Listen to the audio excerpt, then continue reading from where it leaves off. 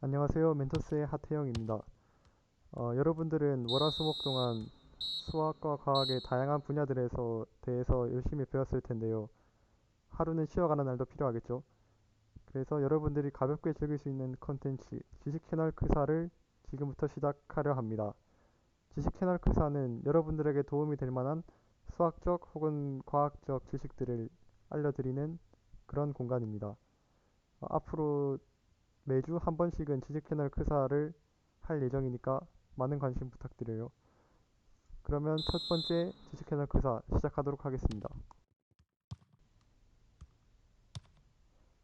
네, 고양이와 주사위 그림입니다.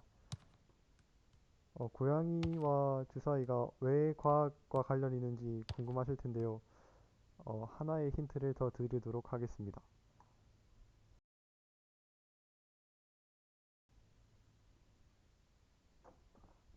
아인슈타인이 실제로 한 말인데요. 신은 주사위 놀이를 하지 않는다. 그거에 대한 답으로 보어가 신에게 이래라 저래라 하지 말게라는 한 약간 유명한 논쟁이 있는데요. 이 논쟁이 어디서 출발했는지 알고 계시나요? 네, 맞습니다.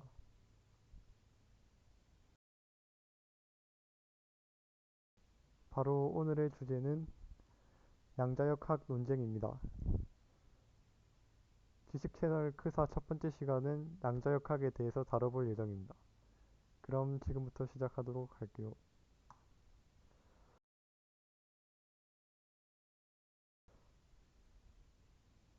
예전에는 수소의 스펙트럼을 찍어보면 이렇게 띠 형태로 불연속적인 모양이 나타나는 것을 확인할 수 있는데요.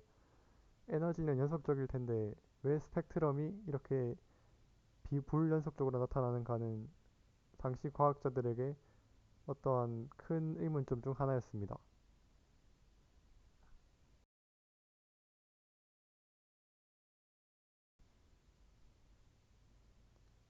하지만 이런 문제는 닐스 보어에 의해서 이론적으로 설명되게 되는데요.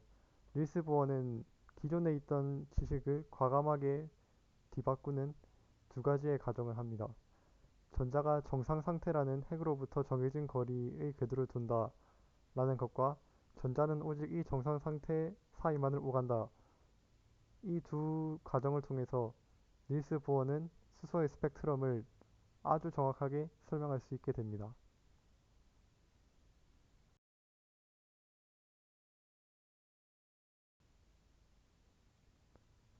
하지만 이 닐스 보어의 주장은 수학적으로는 스펙트럼을 완전히 설명할 수 있을지 몰라도 당시 과학자들이 가지고 있는 에너지가 연속적이다라는 그런 생각을 뒤집기는 약간 무리가 있었습니다.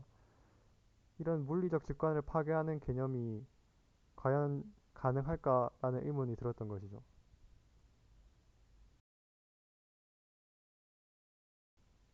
이것을 계기로 원자 내부에서 일어날 수 있는 일들을 이해할 수 있을까에 대한 질문이 떠오르게 됩니다. 그러한 과정에서 다양한 학자들이 같이 토론했는데요. 거기서 아주 중요한 물리적 직관을 벌이는 새로운 형태의 해석이 등장했습니다.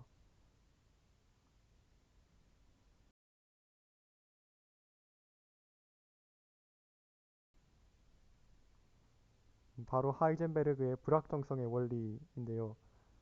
하이젠베르그는 측정 대상인 개를 변화시킨다. 예를 들어서 우리가 스펙트럼을 관찰하는 측정이라는 것은 측정 대상인 원자를 변화시킨다는 것입니다. 따라서 특정량을 동시에 정확하게 알 수 없다. 그러니까 우리가 측정함으로 인해서 그 개는 변하기 때문에 우리가 그 개를 정확하게 측정할 수 있는 것은 불가능하다라는 주장을 합니다.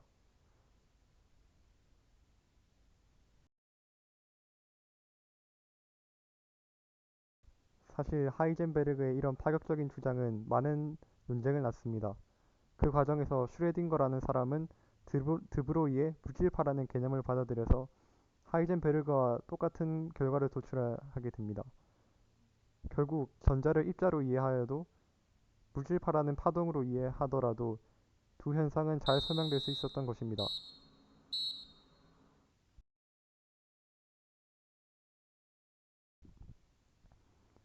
사실 전자라는 것을 설명하는 데 있어서 입자로 보는 관점과 파동으로 보는 관점은 당연히 모순점이 생길 수밖에 없습니다. 입자와 파동은 너무나 다른 것이기 때문이죠.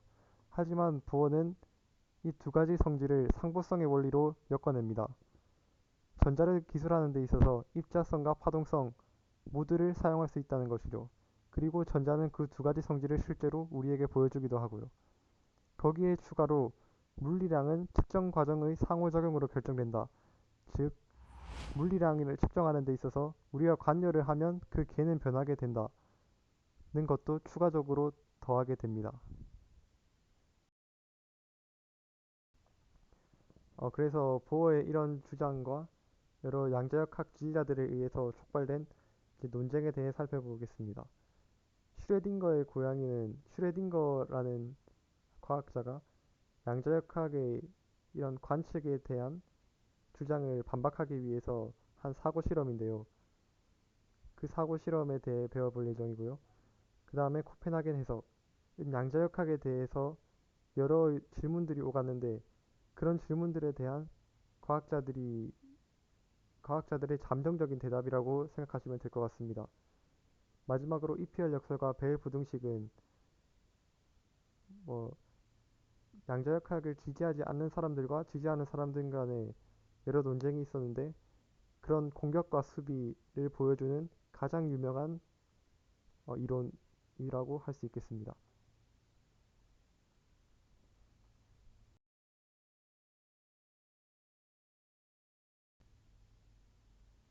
슈레딩거의 고양이를 간단히 설명하자면 어떤 방 안에 고양이가 있습니다. 거기서 방사성 물질이 존재하는데요. 그 방사성 물질은 50%의 확률로 붕괴될 수도 있고 50%의 확률로 붕괴되지 않을 수도 있습니다.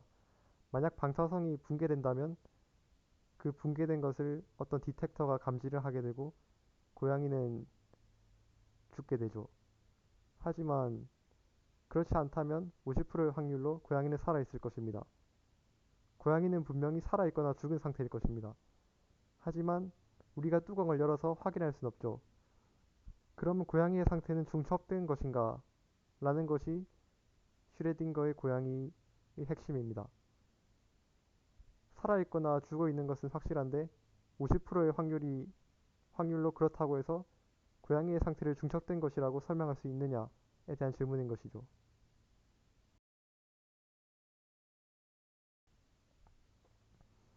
그에 대한 대답은 코펜하겐 해석에서 찾을 수 있습니다.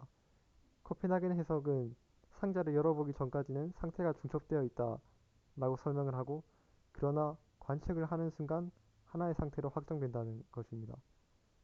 예를 들어서 전자가 어디에 존재할지는 아무도 모릅니다.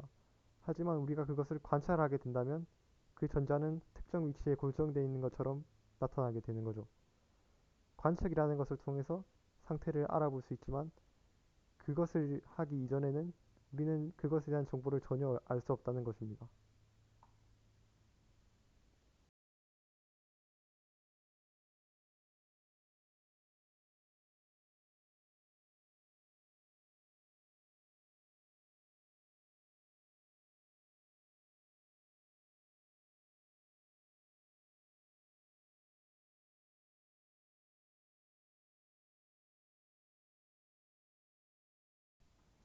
아인슈타인은 양자역학을 반대하는 대표적인 과학자 중 한 명이었습니다. 왜냐하면 아인슈타인은 상대성 이론이라는 엄청난 것을 발표한 사람이었는데 상대성 이론이라는 것이 모두 몇 가지의 원리를 통해서 그 원리로부터 유도해낸 어떠한 자연스럽고 논리적인 흐름을 가진 이론이었습니다. 하지만 양자역학의 핵심은 실험으로 관찰한 내용들을 이론으로 연결시켜 보자는 그런 흐름이었기 때문에 다소 주관과는 떨어지는 부분이 많이 있었고 그 점을 아인슈타인이 매우 싫어했던 것입니다. 그래서 아인슈타인, 포돌스키, 로젠이라는 학자들과 함께 EPR 역설이라는 것을 발표합니다. EPR 역설에 대해 간단하게 소개하면 양자역학에 대한 공격을 하는 실험이라고 할 수 있는데요. 이 실험에 대해 말씀드리겠습니다. 일단 이 실험에서 A, B는 양자적으로 얽혀 있습니다. 양자적으로 얽혀 있다는 것이 무엇이냐 하면 A와 B라는 것이 두 가지가 존재할 때 A라는 것이 예를 들어 플러스라고 띄게 된다면 B는 무조건 마이너스, 이런 식으로 서로 연관되어 있다는 것입니다. 이 AB를 빛의 속도로 도달 못할 만큼의 거리에 떨어져 있다고 가정합시다. 이때 A 하나를 측정하면 이 두 AB는 양자적으로 서로 얽혀 있기 때문에 A의 측정은 곧 B의 측정을 의미합니다. 예를 들어 A가 플러스가 측정됐다면 B는 자연스럽게 마이너스인 것을 알 수 있는 것이죠.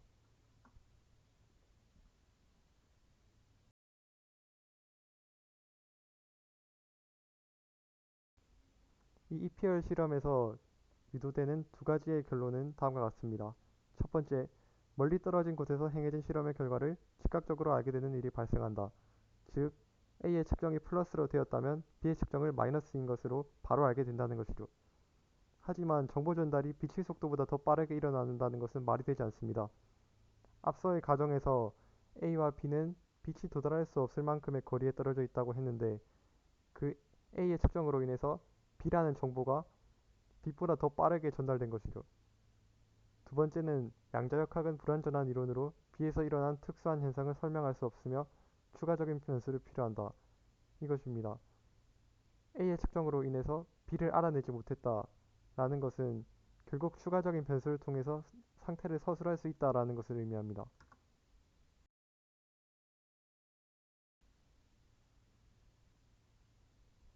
하지만 이 실험은 벨 부등식에 의해서 그 가정조차 틀린 실험이라는 것이 증명되는데요. EPR 논문이 제시하는 실험은 양자역학과 부합하지 않습니다. 여기서 나오는 부등식이 벨 부등식인데 그 벨 부등식은 상당히 어렵기 때문에 어, 다뤄보지는 않을 예정입니다.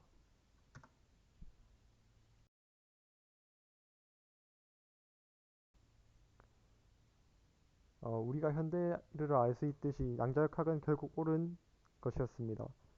하지만 양자역학이 처음 들어올 때는 이런 여러 혼란이 있었다는 것을 여러분들이 알고 계셨을지 모르겠습니다.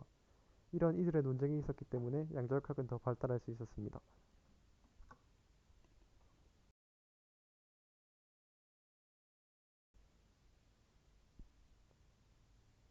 지금까지 양자역학의 배경과 관련된 논쟁에 대한 수업이었습니다.